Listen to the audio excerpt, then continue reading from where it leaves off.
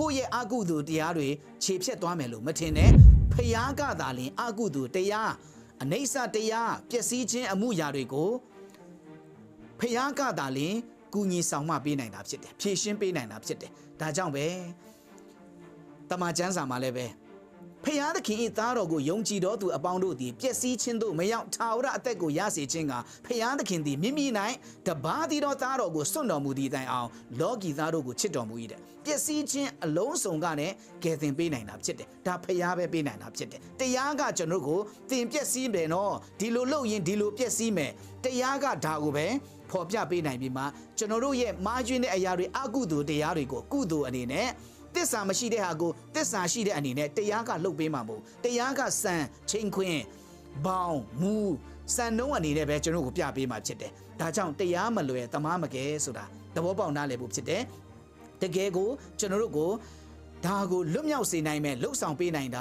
ယေရှုခရစ်တော်ဖခင်အားဖြင့်ဖခင်သခင်ပြင်ဆင်ပေးတဲ့ဒီနည်းတစ်မျိုးပဲရှိတာဖြစ်တယ်ကဲဒါကြောင့်တရားကတောင်းဆိုတယ်ဖခင်ကပေးဆက်တယ်ဆိုတဲ့အရာနဲ့ဏိဂုံးချုပ်ပိုင်းကျွန်တော်လေ့လာဖို့ဖြစ်ပါတယ်ကဲဒီမှာကြည့်တဲ့အခါမှာကျွန်တော်ဘယ်လိုတရားမလွယ်တမားမကဲဆိုတဲ့ခေါင်းစဉ်နဲ့ကျွန်တော်ဒီနှုတ်ကပတ်တော်ကိုဘုရားသခင်ပြင်ဆင်ပေးလိုက်တယ်လဲဆိုတော့တမန်ကျမ်းစာတနေရာမှာအထူးသဖြင့်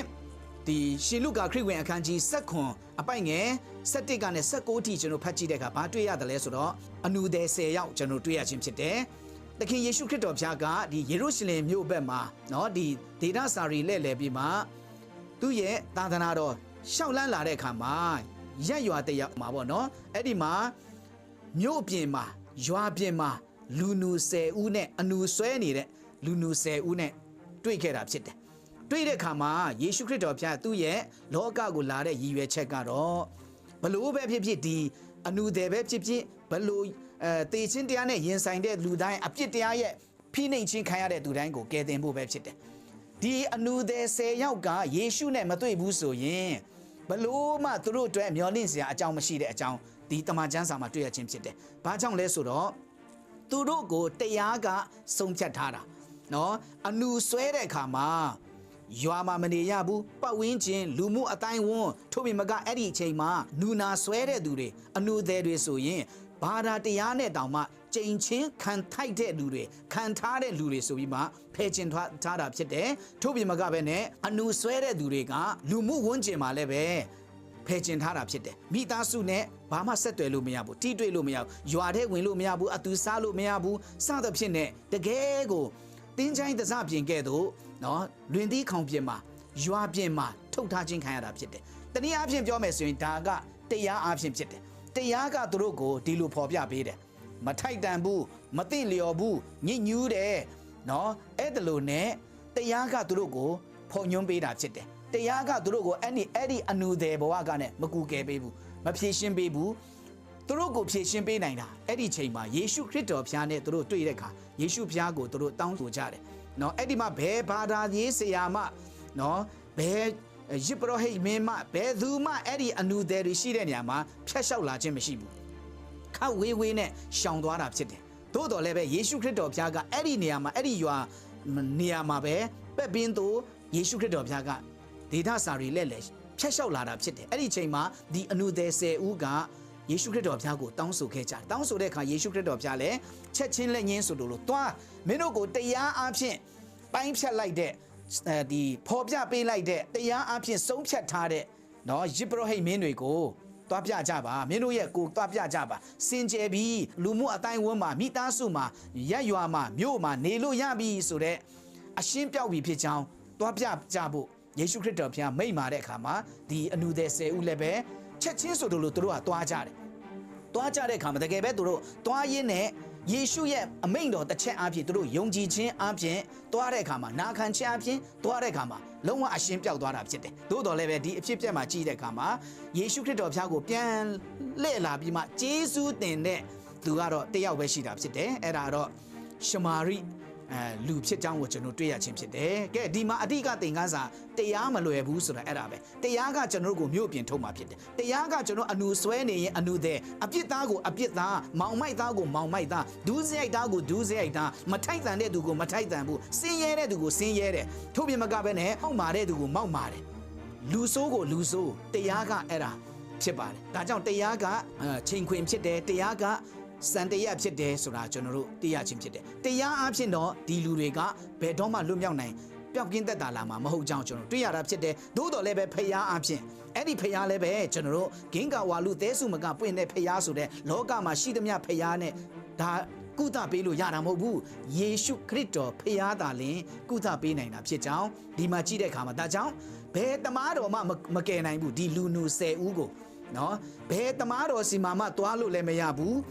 ဘယ်တမားတော်မှကဘလောက်ပုံအောင်ပတ်စံပေးရင်လည်းမကုသပေးနိုင်ဘူးအဲ့ဒီအတွက်ကြောင့်တရားမလွယ်တမားမကယ်ဆိုတာအဲ့ဒါပဲတရားကိုလွယ်ကူစေဖို့တမားအနေနဲ့ကုသပေးတာယေရှုတပါးတည်းရှိတာဖြစ်တယ်ချစ်တော်မိတ်ဆွေတို့အဲ့ဒီအတွက်ကြောင့်ကျွန်တော်တို့ရဲ့အသက်တာမှာထာဝရကံကြမ္မာနဲ့ရှင်ပြီးတော့ကျွန်တော်တို့လူသားတွေဖျားသခင်နဲ့ကွဲကွာသွားတဲ့ဗီဇအပြည့်ဝင်လာတဲ့ချိန်ကနေကကွဲကွာသွားတဲ့အရာအလုံးစုံကိုပြန်လဲဖာထေးပြုတ်ပြင်းမုံမှန်ထိဆက်ဖို့ရန်တရားကိုလွယ်ကူဖို့ရန်ဖြစ်စေတာကယေရှုခရစ်တော်ဘုရားပဲဖြစ်တယ်။ဒါကြောင့်ငါသည်လမ်းခရီးဖြစ်တဲ့တမန်တရားဖြစ်တယ်အသက်လည်းဖြစ်တယ်။ထိုနည်း၎င်းပဲဒီဘက်မှာတမားမကယ်ဆိုတယ်လို့နော်တမားတော်တွေကဘာပေါ်မှာရှိတဲ့တမားတော်တွေကဆုံးစွန်ထိလူသားတွေရဲ့ဒီဝိညာဏတရားထိနော်ကျွန်တော်တို့ထာဝရကံကြမ္မာထိဘယ်သူမှကုသပေးလို့မရဘူးနော်တမားတွေမကယ်နိုင်လို့သာဒီကနေ့တင်းချိုင်းမှာလူများစွာတည်ဆုံးနေတာဖြစ်တယ်ဒါကျွန်တော်ရိုးရိုးနဲ့နားလည်မဲ့ပြောမယ်ဆိုရင်အခုနလူအနုသည်10ဦးလည်းပဲထုံကြီး၎င်းပဲရှိသမျှတမားတွေကုန်ပြီကုလို့ကယ်လို့မရဘူးသူတို့လည်းအစွမ်းကုန်ကုသပြင်ဆင်ခဲ့ဘူးပြီသို့တော်လည်းပဲကုလေနူလေနူလေကုလေကူးလေပွားလေဖြစ်တဲ့အတွက်ကြောင့်မြို့ပြင်ရွာပြင်မှာထုတ်ခံခဲ့ရတာဖြစ်တယ်သို့တော်လည်းပဲဘယ်သူကယ်တယ်လဲတမားမကယ်နိုင်ဘူးယေရှုကယ်တာဖြစ်တယ်ဒါကြောင့်ကမ္ဘာပေါ်မှာရှိသမျှတမားတော်တွေအားလုံးရဲ့အထက်မှာယေရှုရှိတာဖြစ်တယ်အာမင်ဒါကြောင့်တရားမလွယ်တမားမကယ်ဆိုတဲ့ဟာအားလုံးကိုတရားလဲလွယ်ကူမယ်ဖျားလဲကယ်မဲ့အရာကယေရှုခရစ်တော်ဖျားအဖြစ်ဖြစ်တယ်ဆိုတာကိုဒီကနေ့ဒီတမန်ကျမ်းစာအဖြစ်ယေရှုခရစ်၌တည်တဲ့အသက်တာဆိုတာကတော့ဝိညာဉ်တော်တရားကဘာဖော်ပြတယ်လဲဆိုတာအပြစ်တရားရဲ့လက်မှ၎င်းဆိုတာအပြစ်လို့ပြောလိုက်ရင်တော့ကျွန်တော်တို့ထာဝရကံကြမ္မာကိုပျက်စီးစေတဲ့အရာဖြစ်တယ်မိဦးဖာဦးကလေးကဒီမှာအပြစ်ဆိုးမွေเนาะကျွန်တော်ဗီဇအပြစ်စိုက်ဝင်လာတာဖြစ်တယ်ဒီအရာကိုဖြည့်ရှင်းပေးနိုင်မှာဒီစကြဝဠာတစ်ခုလုံးမှာယေရှုဖခင်တပါးတည်းပဲရှိတဲ့အတွက်ကြောင့်အဲ့ဒီယေရှုအပြင်တဲ့နော်အပြစ်တရားရဲ့လက်မှ၎င်းသေခြင်းတရား၏လက်မှ၎င်းငါ့ကိုကယ်လွတ်ပြီအဲ့ဒါကိုကျွန်တော်ဒီကနေ့ကဘာလုံးဆိုင်ရာဖိတ်ခေါ်နေတာဖြစ်တယ်ဒါကိုကယ်တင်ခြင်းလို့ခေါ်တယ်ဒါကိုဒီထက်ကောင်းတဲ့သတင်းမရှိတော့ဘူးလူတွေကအပြစ်မှာသေဆုံးကြရမယ်အနာအဖြစ်သေဆုံးကြရမယ်ဒါကြောင့်ပဲတရားမလွယ်တမားမကယ်ဆိုတာဒါကြောင့်ပဲဒီတရားကလည်းကဘာပေါ်မှာရှိသမျှခက်ခဲလေသမျှအားလုံးကိုလွယ်ကူပေါ့ပါစွာနဲ့ပြင်ဆင်ပေးနိုင်တာယေရှုခရစ်တော်ဖခင်ရဲ့တရားတော်ဖြစ်တယ်။ဒါကြောင့်သူ့ကိုကျွန်တော်တို့လက်ခံယုံကြည်တဲ့အခါမှာတရားလဲလွယ်ကူပေါ့ပါမယ်။ဖခင်လဲကျွန်တော်တို့မှာကူညီကယ်ဆယ်ပေးတဲ့ဖခင်သူ့ရဲ့တကိုးတော်ကျွန်တော်တို့မှာစိုက်မတ်เนาะကျွန်တော်တို့ယူတင်ဝတ်ဆောင်နိုင်ခြင်း၊ကွယ်ကာပို့ဆောင်ခြင်းရရှိတာဖြစ်တယ်။ဒါကြောင့်တရားမလွယ်တမားမကယ်ဆိုတဲ့အရာကိုသင်ပုံးချေပြီးမှယေရှုခရစ်တော်ဖခင်မှာသူ့ရဲ့တရားအပြင်ကျွန်တော်ကလွယ်ကူတဲ့ဖခင်သားသမီးတွေဖြစ်ကြစို့